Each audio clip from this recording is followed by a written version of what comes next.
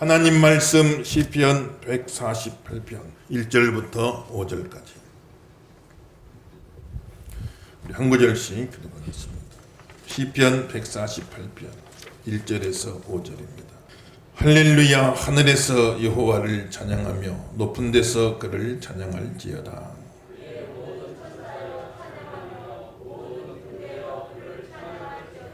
해와 달아 그를 찬양하며 밝은 별들아 다 그를 찬양할지어다.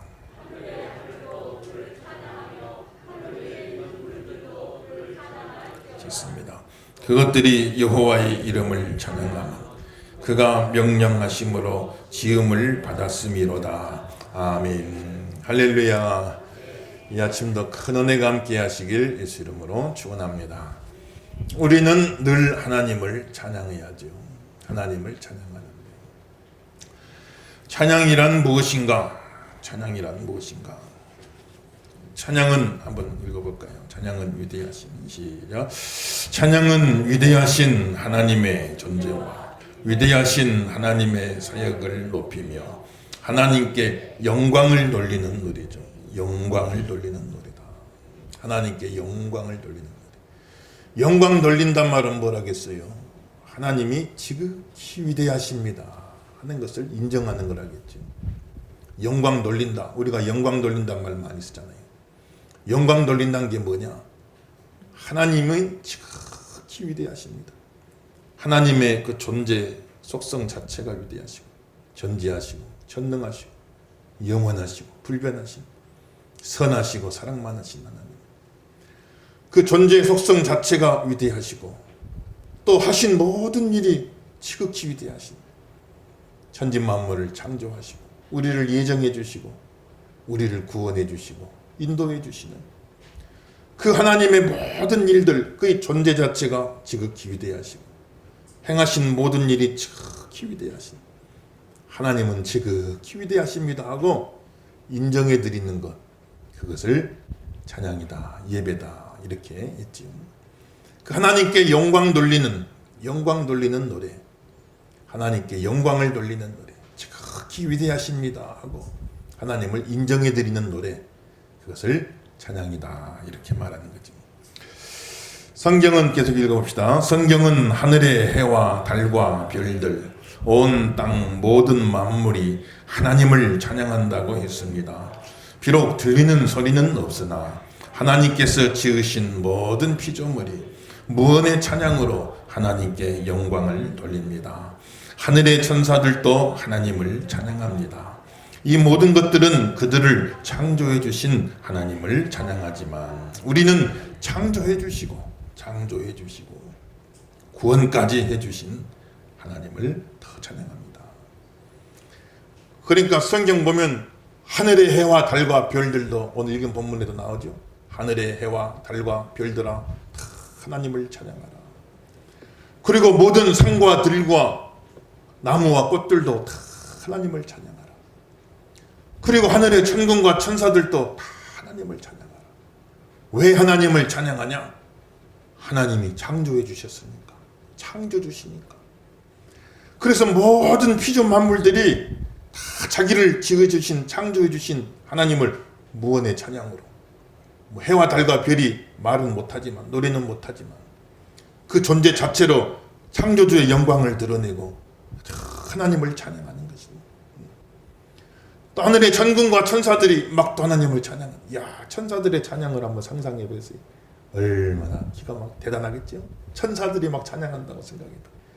근데 그 천사들의 찬양보다 우리 예수 믿는 구원받은 성도들의 찬양은 더 하나님 앞에 영광이 되는 거예요.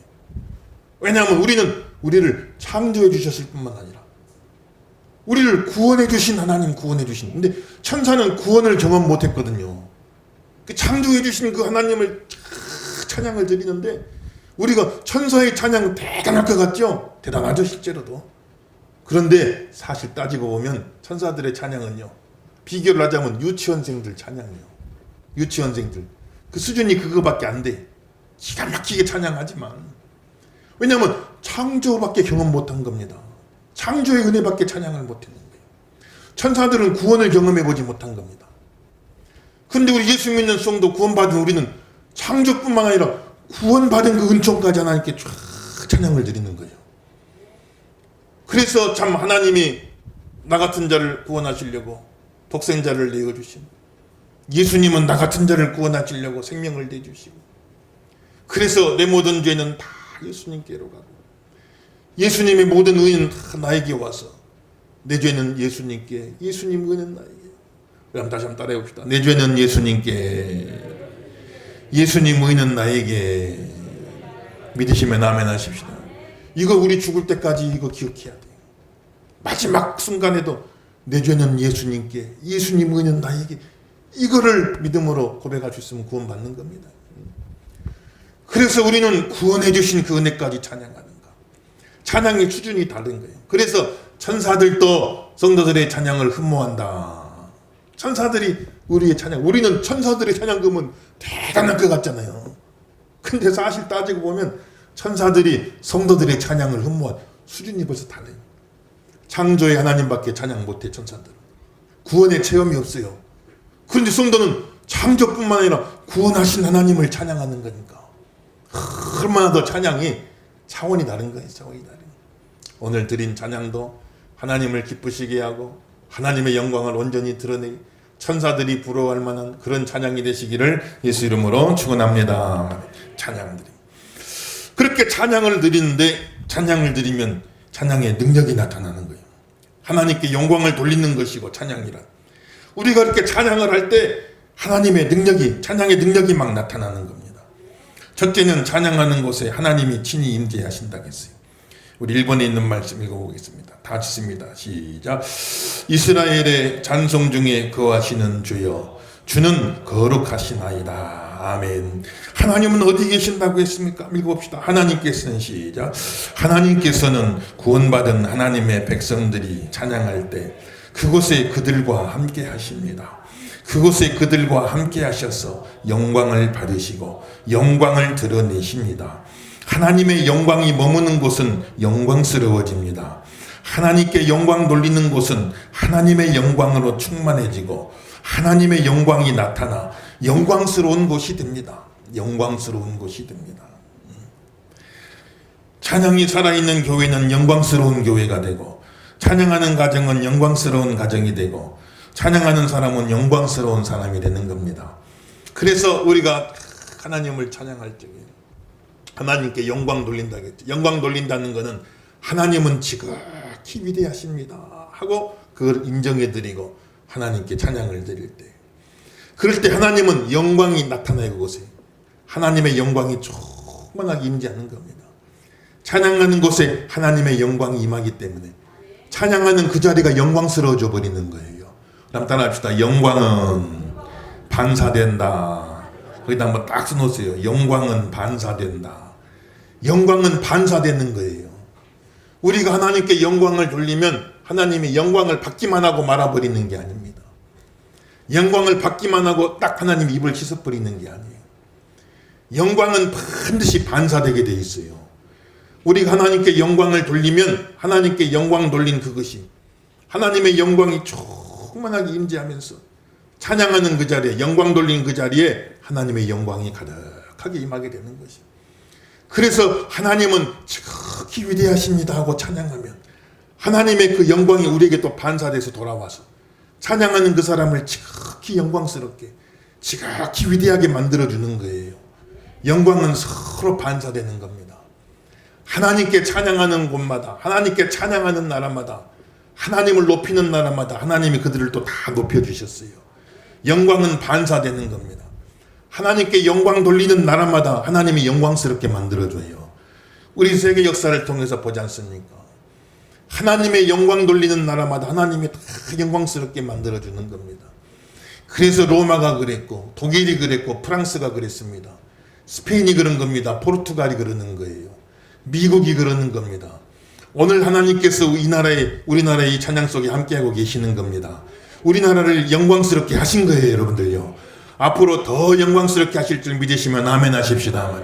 수천 년 어둠 속에 우리 민족 살았지만 하나님을 찬양하니까 하나님이 영광 받으시고 영광 받고 입만 딱 씻어버리는 게 아니에요. 하나님 영광은 반드시 반사된다고 했어요. 하나님께 영광 돌리니까 그 영광이 반사돼서 우리에게 임하는 거예요. 이 나라의 민족을 영광스럽게 해주신 겁니다. 전 세계 코리아 얼마나 하나님이 우리를 영광스럽게 해주셨어요. 5,000년 역사에 그럴 때가 없었어요. 하나님을 찬양하니까 하나님이 이렇게 우리를 높여주셔서 영광스럽게 만들어주시는 겁니다. 찬양하는 교회는 영광스러운 교회가 되게 하시는 거예요. 찬양하는 가정은 영광스러운 가정 되게 만들어주세요. 찬양하는 나라는 영광스러운 나라 되게 만들어주세요. 찬양으로 충만하시기를 예수 이름으로 축원합니다. 찬양의 능력이에요. 하나님 어디 계십니까? 찬양하는 자리에 머무시는 거예요. 하나님 왜 나와 함께 안 해주십니까? 하나님 나와 함께 하기를 원하시는 분은 찬양하세요. 찬양하는 가정에 하나님이 함께 해주신다고 그랬으니까. 하나님 어디 계십니까? 찾지만 말고, 하나님 왜 나와 함께 안 해주십니까? 불평만 하지 말고, 찬양하면 그 자리에 하나님이 함께 해주신다고 했어요. 찬양하는 그 사람에게 하나님이 함께 해주신다고 그랬으니까. 찬양함으로 임마누엘 축복 누리시기를 예수 이름으로 축원합니다. 찬양할 때 악한 영이 떠난 거예요. 찬양하면 하나님이 함께 해주시니까 악한 영은 견뎌내질 못하는 겁니다. 찬양하면 악한 영이 떠나가는 거예요. 성신 임하면 악신은 떠나버릴 수밖에 없어요. 성령이 충만하게 임하면 악령은 떠나갈 수밖에 없어요. 빛이 임하면 어둠은 물러갈 수밖에 없는 거예요. 그래서 찬양할 때 하나님 함께 하시고 내 삶의 모든 안 좋은 것이 다 떠나가도록 만들어주시는 거예요. 다 물러가도록 만들어주시는 거예요. 이 능력을 체험하시고 간증하시길 예수 이름으로 축원합니다. 이번에 사무엘상 한번 읽어보겠습니다. 이번 말씀 있습니다. 시작.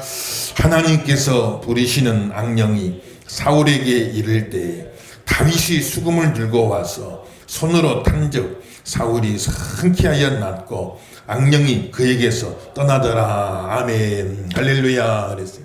그 사울에게 악한 영이 막 역사하는 거예요. 사울이 하나님께 불순종하니까 사울을 다 감싸고 있던 은혜의 보호막을 싹 하나님이 걷어버린 겁니다. 그러니까는 그냥 온갖 악한 영들이 막 달라드는 거예요. 그래서 사울은 왕인데 왕이 불안할 게 뭐가 있겠습니까? 왕인데 자기를 해야 할 자가 누가 있겠어요? 그러니까 사울 왕은 불안할 게 없습니다. 걱정할 게 없어요. 또 다윗은 그 마음속에 눈꽃만큼 더 사울 왕에게 반역할 생각이 없어요. 사울 왕이 자기 장인 아닙니까? 그러니까 전혀 반역할 마음이 눈꽃만큼도 없는 겁니다. 다윗같이 사울 왕을 사랑한 충성스러운 신하가 어디 있어요? 그런데 사울은 괜히 마음속에 의심한 겁니다. 다윗을. 저놈이 나를 죽이고 왕이 되려고 그런다. 백성들이 다윗을 막 높이는 겁니다. 왜냐면 다윗은 민족의 영웅이잖아요. 골리앗과 싸워 이겼잖아요. 그러니까 막 다윗을 높이니까 아니 자기 사위를 백성들이 막 높이니까 그 기분 좋을 일 아니겠어요. 사위를 욕하면 좋겠습니까? 아니잖아요. 자기 사위가 백성들한테 막 인기가 좋고 높이니까 장인이 사위가 인기 좋으면 기분 좋아야 정상이죠. 사위가 장인만 못하다는 소리 들으면 되겠습니까? 그러니까 막 다윗을 높이니까 그 장인의 입장에서 기분이 좋아야 되는데 이상하게 그것이 막 시기질투가 나는 겁니다. 그래가지고 다윗이 이만큼도 속도만큼도 그런 마음이 없는데 괜히 다윗을 의심한 거예요. 그래가지고 막 마음이 불안해서 견딜 수가 없는 겁니다. 막 다윗이 미워가지고 견딜 수가 없는 거예요. 이건 정상적인 게 아닙니다. 이게 악한 영이 막 역사하는 거예요. 악한 영이 막 역사하니까 정상적이고 상식적으로 생각하면 아무것도 아닌데 그럴 일이 없는데 그냥 다윗의 마음이 그냥 사울의 마음이 불편한 거예요. 그렇게 막한 마귀가 막 역사하는 거예요. 그럴 때 사울이 견디다 못해 성령 충만한 다윗을 불러서 그래서 수금을 타며 다윗이 찬양가를 적에 그럴 적에 참 악한 마귀가 사울에게 임했던 악한 마귀가 다윗이 찬양할 때 확 떠나가게 되고 그리고 일시적으로라도 사울의 마음속에 상쾌하여 나음을 입었더라. 오늘 이렇게 이야기하고 있는 거예요. 그렇게 계속 반복되는 거예요. 그런데도 다윗이 그렇게 찬양해서 사울에게 그렇게 은혜를 입혀주는데도 그런데도 사울은 또 막 악신이 발동하면 막 창을 집어던지고 다윗을 죽이려고 그러는 거예요. 악한 영이 그렇게 역사하는데 그렇게 찬양을 할 적에 악한 영이 떠나가고 악한 영이 물러가는 겁니다. 성신이 임하면 악신은 견디지를 못하는 거예요. 성령이 임하면 악령은 견디지를 못하는 겁니다. 빛이 임하면 어둠은 그냥 확 물러가 버리게 돼 있어요. 찬양해야 돼요. 여러분들 찬양해야 됩니다. 찬양할 때 온갖 좋은 것이 내게로 오는 거예요. 온갖 안 좋은 것은 물러가게 돼 있어요. 여러분들 떠나가게 돼 있어요. 찬양의 능력을 믿으시길 예수 이름으로 축원합니다. 찬양. 그래서 다윗이 찬양했을 때 어떤 일이 일어났습니까? 읽어보겠어요. 이스라엘의 시작. 이스라엘의 초대 왕인 사울은 하나님의 징계로 인해 악령에 의해서 시달림을 받았습니다. 악령에 시달리던 사울 왕은 수금을 잘 다루고 찬양을 자기라고 소문난 목동 다윗을 청하였습니다. 다윗은 하나님이 함께했습니다.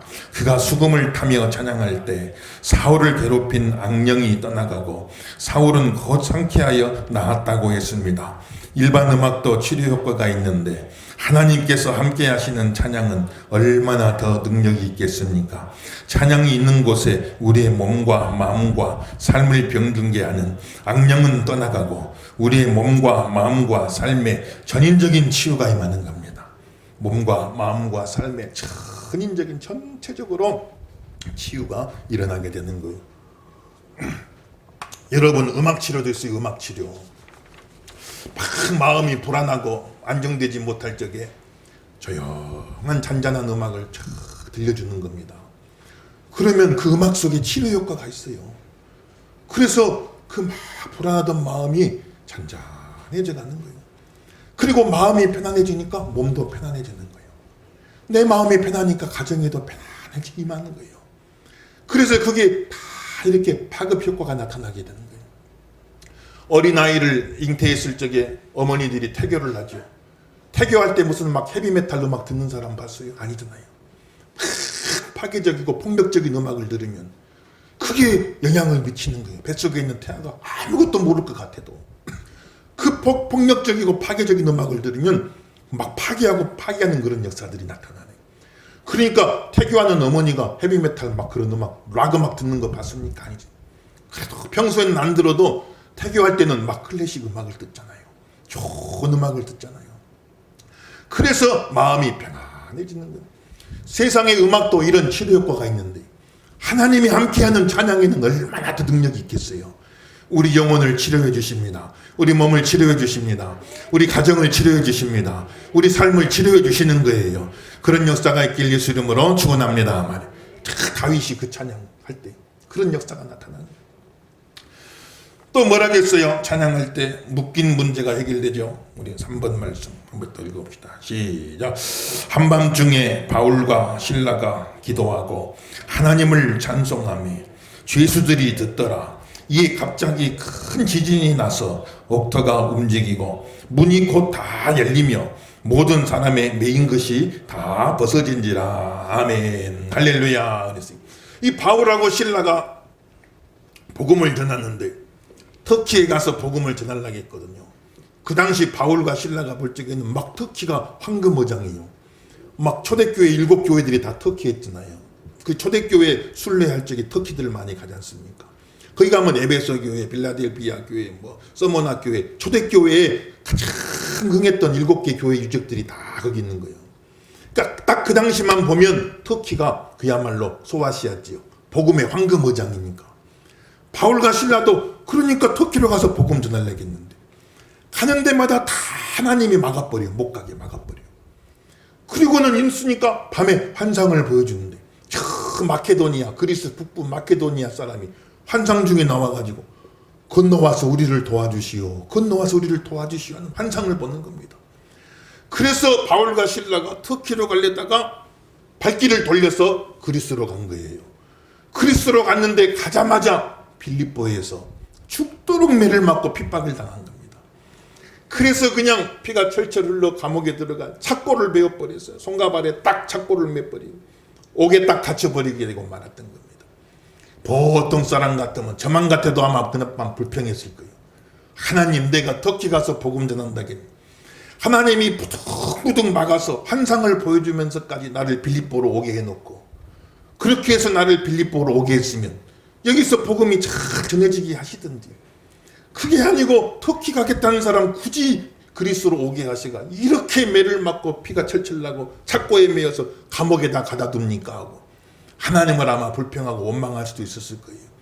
그런데 그날 밤에 바울과 실라가 하나님 앞에 찬양을 드리는 겁니다.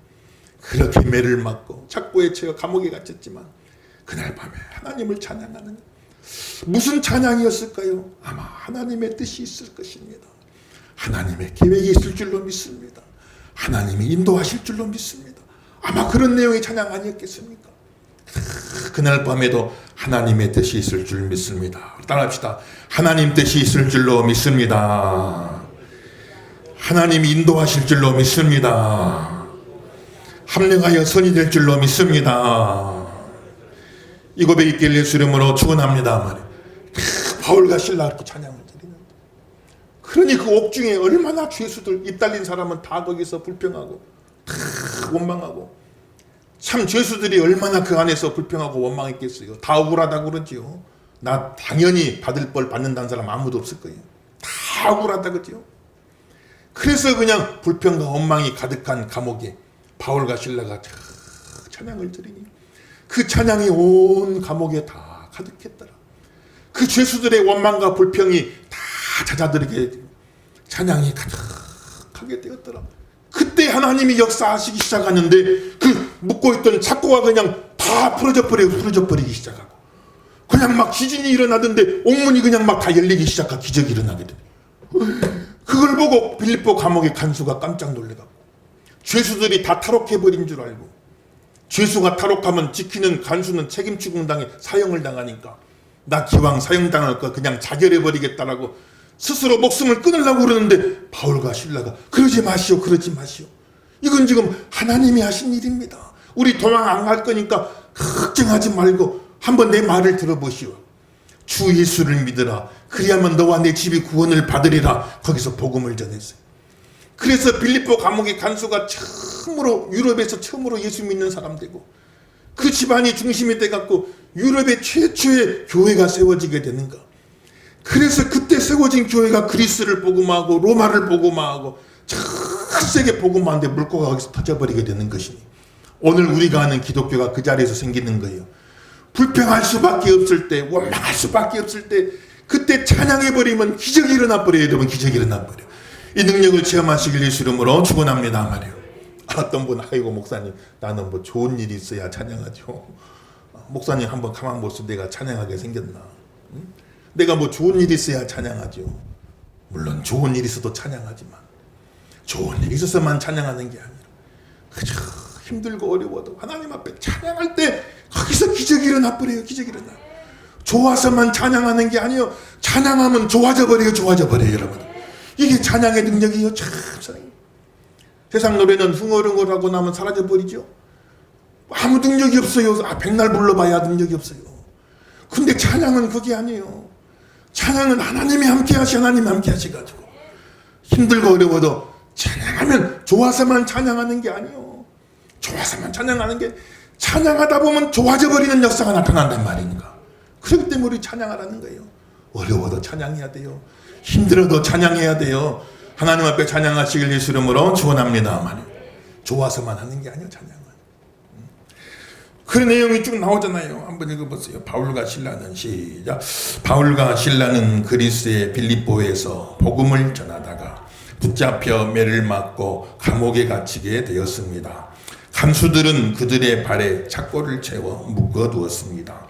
그 밤에 바울과 실라가 하나님께 기도하며 찬양할 때 놀라운 일이 일어났습니다. 갑자기 큰 지진이 일어나서 옥토가 움직이고 옥문이 다 열리며 그들을 묶고 있던 착고가 모두 풀어졌습니다. 어려운 일 만날 때 원망 불평하지 않고 오히려 믿음으로 하나님을 찬양하면 기적이 일어납니다.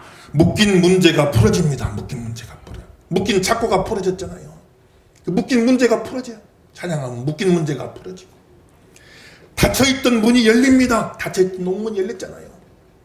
내 인생에 여러 가지 묶여있는 문제들 찬양하면 풀어집니다. 내 앞길 가로막고 있는 많은 닫혀있는 분들이 있죠. 문이 안 열려가지고 어려움 당하잖아요. 하나님 앞에 찬양을 드리면 묶여있는 문제는 풀어지고 닫혀있던 문이 열립니다.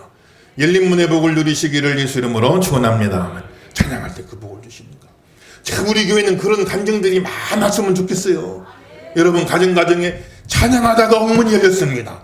찬양하다가 착고가 풀어졌습니다. 목사님 그렇게 와서 간증하면 얼마나 좋겠어요, 여러분들요. 찬양의 간증이죠. 얼마나 멋있습니까? 능력 있는 찬양을 위한 10가지 팁이지요. 찬양, 하나님을 높이는 가사에 집중하세요. 찬양은 곡도 중요하지만 가사가 더 중요한 겁니다. 하나님의 지극히 위대하심을 인정하는 그 가사가 중요한 거예요. 곡도 좋겠지요. 곡도 좋아야 되지만은 곡만 흥얼흥얼 하는 것으로는 능력이 안 나와요. 하나님의 지극히 위대하심을 높여드리는 그 가사에 거기서 능력이 있는 거예요, 여러분들요. 그러니까 찬양은 가사가 참 더 중요하다. 두 번째는 기쁠 때나 슬플 때나, 기쁠 때만 찬양하는 거 아니에요. 좋은 일이 있을 적에는 막 콧노래로도 자기도 모르게 찬양이 나오죠. 무의식적으로 막 찬양이 나옵니다. 그러나 슬플 때, 힘들 때, 어려울 적에는요, 무의식적으로 안 나오더라도 의식적으로라도 막 찬양을 해버려야 돼요, 여러분들. 거기서 하나님이 역사하시고 좋은 일 있게 만들어 주세요. 놀라운 일이 일어나게 만들어 주시는 거예요. 마음으로 찬양하셔야 돼요. 입술로만 하는 것은 하나님을 기쁘시게 못합니다. 마음을 다 해서 하나님을 찬양해야 돼요.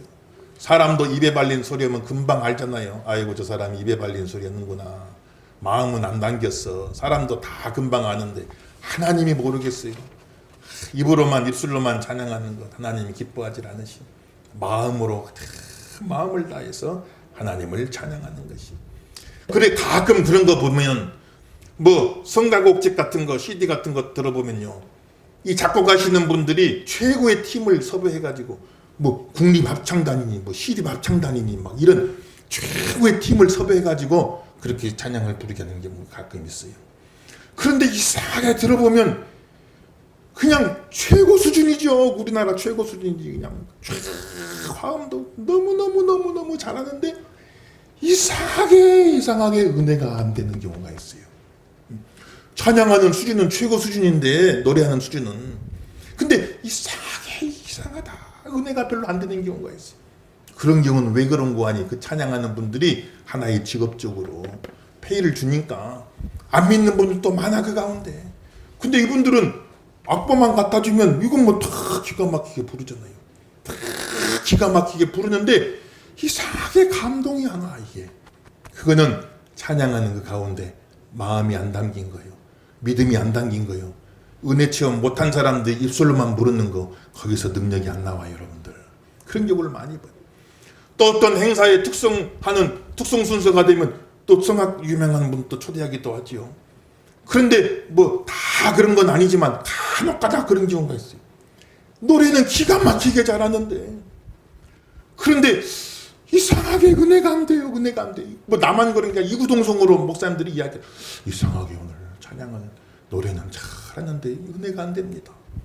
그러니까 성악하는 분이 얼마나 기가 막히게 잘하겠어요. 쫙 막 하는데 하나님의 영광을 드러내는 것보다 자기 잘하는 맛에 그게 딱 느껴지는 경우가 있어요. 그냥 자기 잘하는 맛에 막 부르고 딱 내려가면은 막 박수는 치고 박수는 받는데 하나님의 영광이 거기서 안 나타나. 이상하게 우리에게 마음에 감동이 안 오는데 그런 경우가 간혹가다 있어요. 그런데 성악은 성자도 모르는 분이, 음악대학 가보지도 않는 분이요, 그냥 교회 집사님이요, 권사님이요.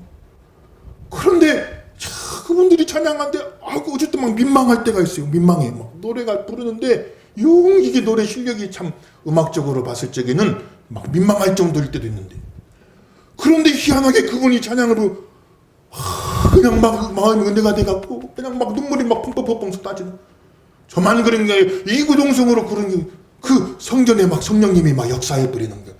야, 그런 걸 보게 되면 찬양은 기교로만 하는 게 아니다.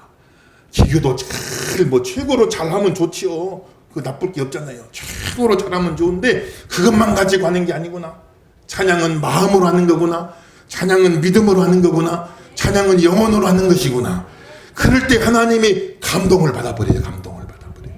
우리도 느끼는데, 저분은 기교는 좋은데 노래는 잘하는데 저분 은혜 체험 못한 분이야.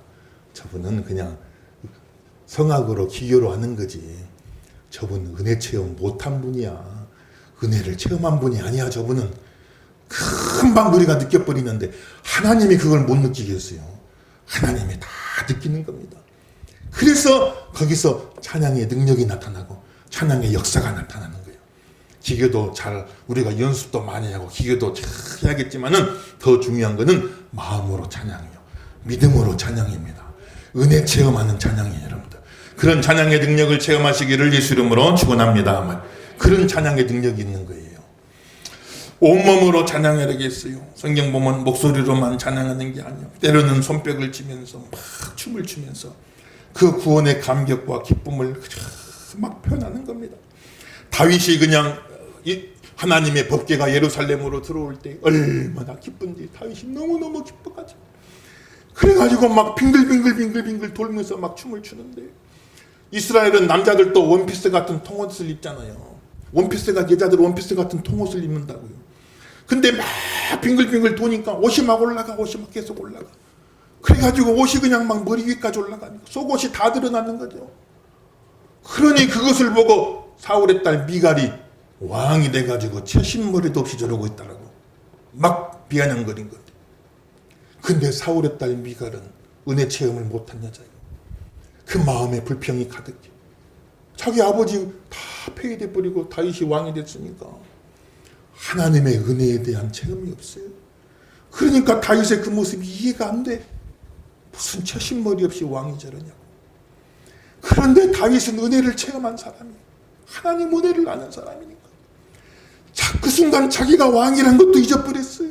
자기가 왕이란 것도 잊어버리고 막 너무 좋아서 하나님을 찬양하는데 하나님께 영광을 돌리는 그 모습을 보시고 그래서 하나님은 그 찬양하는 다윗을 높여주시고 그 찬양의 기쁨, 은혜 체험, 구원의 감격을 알지 못하던 그리고 변양되던 미갈은 딱 하나님이 태를 닫아버렸어요. 더 이상 자녀가 나오질 않아. 거기서 그 가문은 사울의 가문은 딱 거기서 끝나버리게 되고 많은 걸 보죠. 은혜가 중단돼 버렸어. 차단돼 버리대. 그래서 하나님을 찬양하는 영광을 돌리는 거예요. 제가 자주 말씀드리잖아요. 60 먹은 정성 아들이 80 먹은 어머니 팔순잔치에 색동옷 입고 막 춤을 추는 거예요. 그 어머니를 기쁘게 해주고 그 어머니가 막 웃는 게 너무 좋네. 팔순 옛날에 팔순이면 뭐 정신도 그 희미해졌겠죠. 그런데 60 먹은 아들이 색동옷 입고 막 춤을 추니까 그 어머니가 막 웃는 거예요. 그 어머니 웃는 그 모습 보려고. 60 먹은 정성이면 막 1인지야 만인지상 아닙니까? 모든 백성의 위에 있는 분인데 그 체면 다 내려놔 버리고 그 어머니 앞에서 그냥 색동옷 입고 춤을 추는 것. 그 모습이 너무 좋아서 어머니가 막 웃으니까 어머니 웃으시니까 너무 좋아서 그렇게 자기 채통 잃어버리고 그 필요 없다. 그렇게 하는 걸 보는 거예요. 하나님 앞에서는 어린아이가 돼야 돼요. 어린아이 같은 마음을 가져야 천국에 들어갑니다. 영적인 동심을 잃어버리면 안 돼요, 여러분들요. 우리가 무슨 하나님 앞에 점잖 떨 일 있겠어요. 유교, 아직도 우리나라는 유교 문화권이라 체면 따지고 채통 따지고 이런 게 너무 강해요. 그러다 보니까 그건 유교에서 말하는 점잖은 거예요. 그건 거룩한 게 아닙니다. 자꾸 거룩을 점잖은 거하고 착각하는 분, 그건 유교에서 말하는 점잖은 거지 그게 거룩은 아니단 말이에요. 거룩은 하나님께 영광을 돌리는 거예요. 하나님께 은혜를 드리는 그 은혜 너무 감사해서 하나님을 기쁘시게 하려고 그냥 나를 잊어버리는 거예요. 나를 잊어버리는 겁니다. 그냥 그게 거룩의 체험이에요. 은혜의 체험인 겁니다. 그래서 하나님 앞에 우리는 늘 어린아이 같은 마음으로 하나님을 기쁘시게 하는 아름다운 찬양이 되시길 예수 이름으로 축원합니다. 믿음으로 찬양해야겠죠. 믿음으로 또 성령의 감동으로 내가 찬양해야지. 의지적인 찬양도 있지만 또 막 성령이 감동 주실 때가 있잖아요. 그때 그 감동을 소멸하면 안 됩니다. 하나님 앞에 찬양을 드리세요. 함께 찬양이 기도도 합심 기도는 시너지 효과가 있다고 했잖아요. 단순히 산수 삭개보다 더 큰 능력이 나온다. 1 플러스 1이 2만 되는 게 아니라 1 플러스 1이 100도 되고 1000도 돼버린다고 했어요. 합심 기도는 그렇게 능력이 있어요, 여러분들. 찬양도 합심에 찬양하면 능력이 임하는 거예요, 여러분들. 가정에서 부부간에 기도하시고 가정에서 부부간에 찬양하시길 예수 이름으로 축원합니다. 그럼 거기서 막 능력이 나오는 거예요. 악한 영이 떠나가는 겁니다. 내 삶에 부정적인 것이 다 물러가 버리는 거예요. 부모 자식 간에 마음을 아파해 찬양해 보세요. 거기서 하나님의 능력이 막 나타나는 겁니다. 찬양의 능력이죠. 어디서나 찬양하세요. 찬양은 교회에서만 하는 거다. 교회 못 나가면 바로 세상 노래 부르면 안 됩니다. 세상 노래라고 다 나쁜 것이기만 하겠습니까만은 좋은 노래도 많이 있죠. 그러나 우리는 이제는 구원을 체험했으니, 하나님의 은혜를 체험했으니, 이제는 더 하나님을 찬양하고 영광 돌리는 일에 우리가 더 집중해야 되는 것입니다. 어디서든 찬양하시고 날마다 찬양하세요. 찬양은 주일만 하는 게 아닙니다. 주일만 하는 노래로 생각하면 오해예요.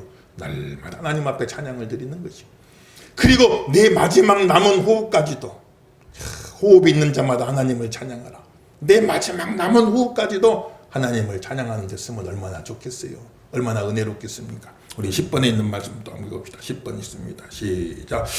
마지막 호흡까지 하나님을 찬양하라. 호흡이 있는 자마다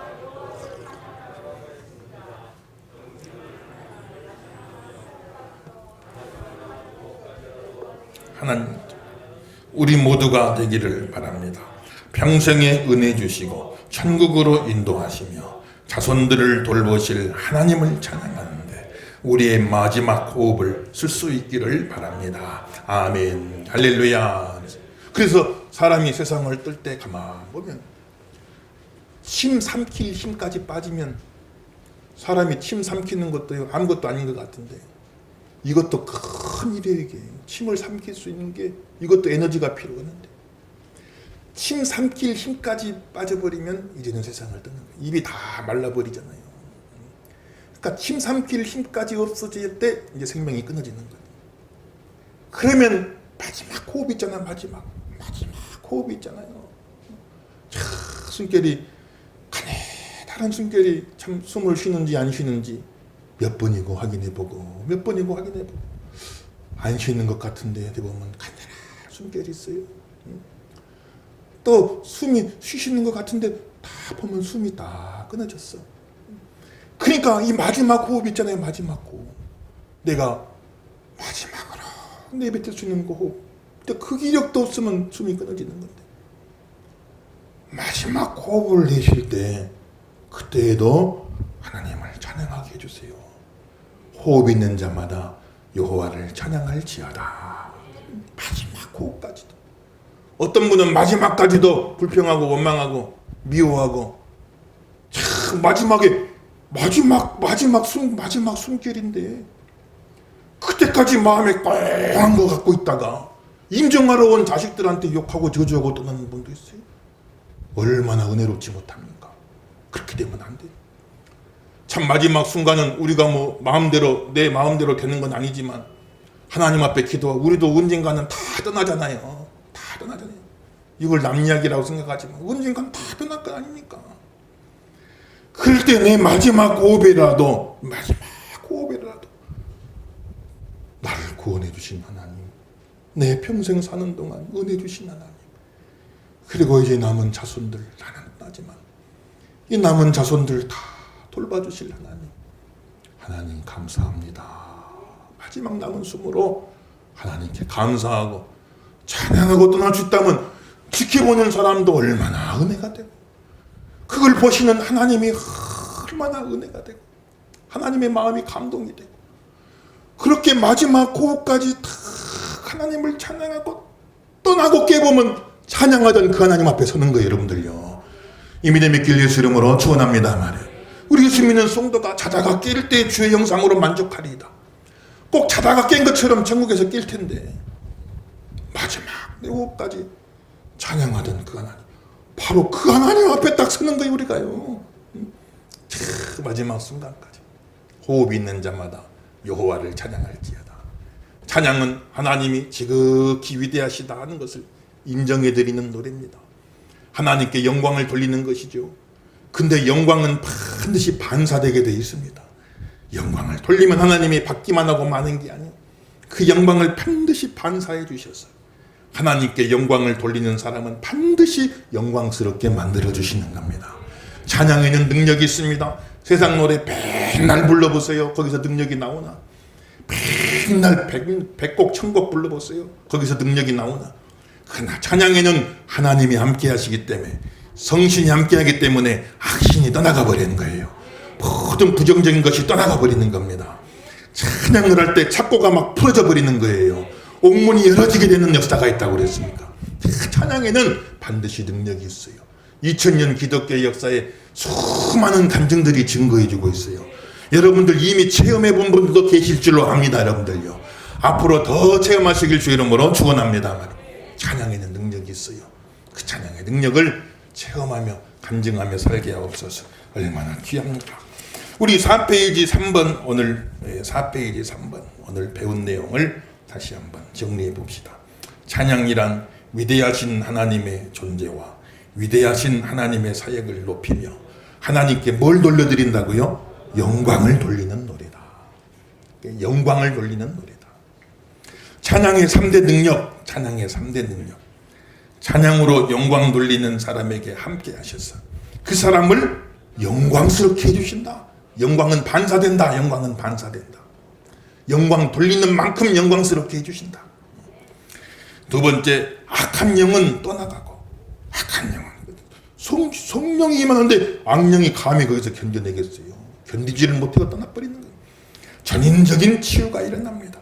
내 몸과 마음과 내 모든 삶과 가정과 나라의 전인적인 그런 치유가 일어나게 되는 것이고, 삶 속에 묶여있는 문제들이 하나님 앞에 찬양할 때 착고가 풀리듯이 풀어져 버리는, 삶 속에 묶여있는 문제들이 풀어지는 찬양의 3대 능력, 영광스럽게 하시고 치유되게 하시고 문제들이 풀어지게 하시는 찬양의 3대 능력이 있다 이 말이에요. 세상 노래는 이런 능력이 없어요. 찬양에는 그런 능력이 있어요. 하나님이 함께 하시기 때문에 그런 겁니다. 여러분들요. 그런 내가 임하기를 예수 이름으로 축원합니다.